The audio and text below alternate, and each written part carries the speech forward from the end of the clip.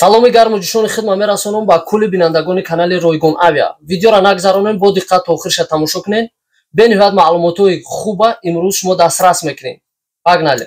Маълумоти аввал. Шаҳрванди Ӯзбекистон, миллатиш тоҷик, Исматуллоев Отабек Мунаввархонович, соли таваллудиш 24 ноябри 1989, Намангон, вилояти Косонсой.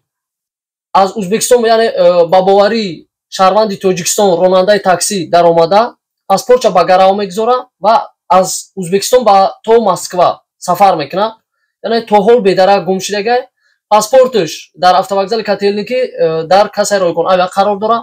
Нафароне ки бародарам мешиносем, видеоро поделиться кунед, классҳои худтонро дариғ надорен.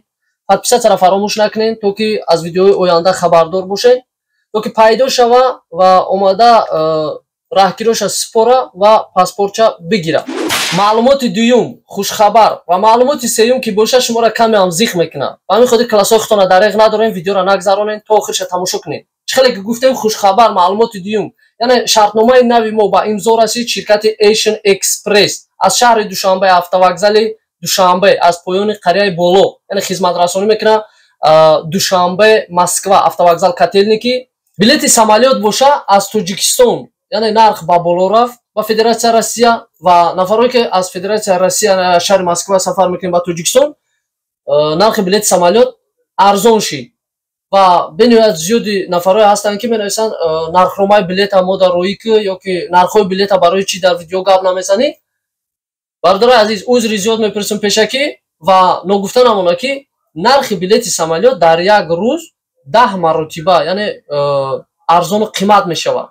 Компанияҳо бисёр ҳастанд, чанд намуд компанияҳо, баъзе компанияҳо арзон мешавад, баъзе компанияҳо қимат мешавад ва шумо дар ҳақиқат ба пурагӣ саволотонро нависед, ҳатман ҷавобша мегирен дар WhatsApp.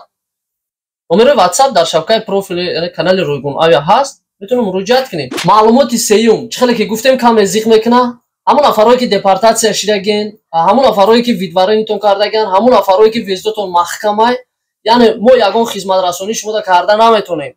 Бахшиши зиёд мепурсем, зангои телефонӣ бисёр зиёданд ва бисёриҳо муроҷиат мекунанд ки яъне мо депортатсия шудагем, вездои мо маҳкамай, метавонем ки автобусҳои шумо қатъи равем. Не бародаро, мо наметавонем яъне таможни контролда шуморо гузаронда ва дар ин ҳолат вақте ки шумо рисковат мекунед, яъне суми билети шумо возврат надорад. Айни ҳол бениҳоят зиёд шаҳрвандои Тоҷикистонро гардондистанд, на фақат ҳамон нафарое ки депортатсия доранд ёки видварене шудаганд, балки нафарое ки якчанд сол пеш ному фамилия иваз кардаген, ёки паспортҳои пешинатон срок доштагай ва шумо паспорт алиш кардаген ва штрафҳои просрочнӣ дорен, қарзҳои носупорида доштаген ва суда рафтагай.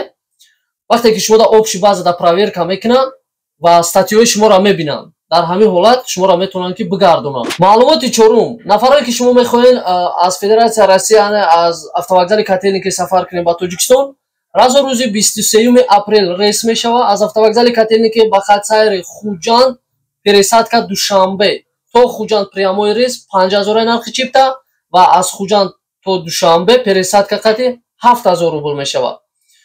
шумо метавонед муроҷиат кунед, ҷои худтонро бронировать кунед ва озод омада сафар кунед. Маълумоти панҷум, бародари азиз, нафароне ки яъне бор овардагӣ супордаген дар кассаи Ройгон Авиа дар автовокзали Котельники, беташвиш, чӣ хеле ки гуфтем рӯзи 16 рейс мешавад, рӯзи 16 рейс отменит шудагай ва рейс рӯзи 23 мондагай.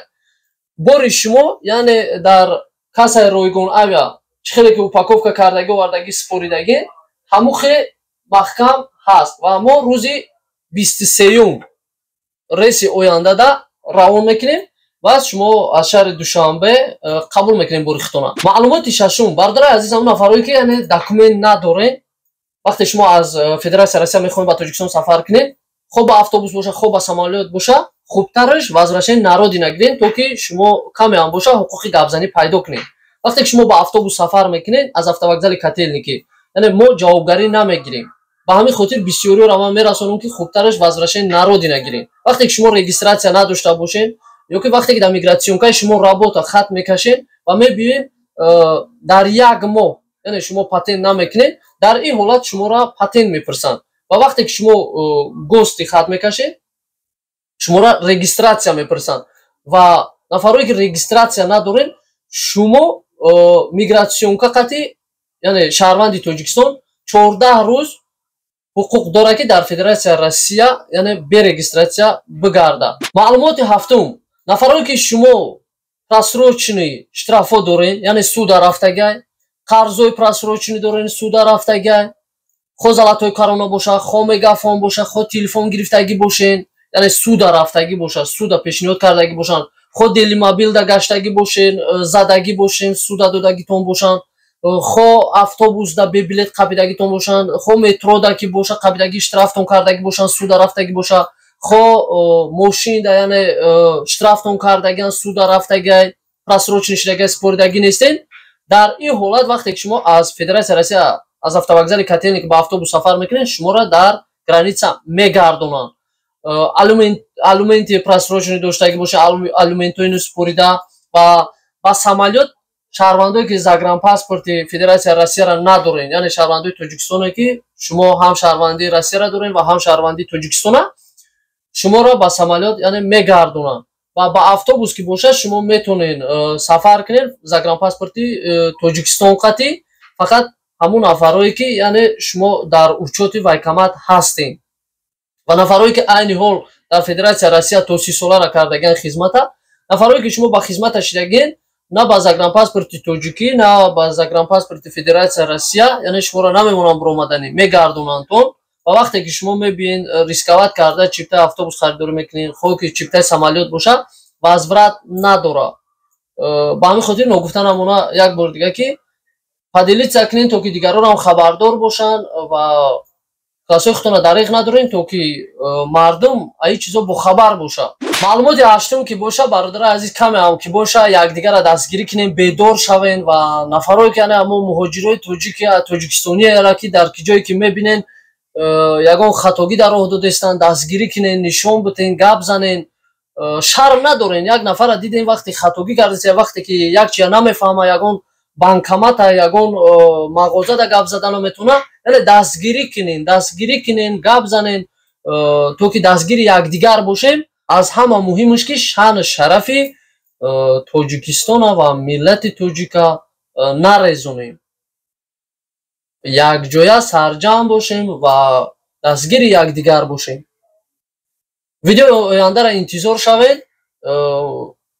Шикояти зани тоҷик дар муҳоҷират, яъне дар Федератсияи Россия аз мардони тоҷик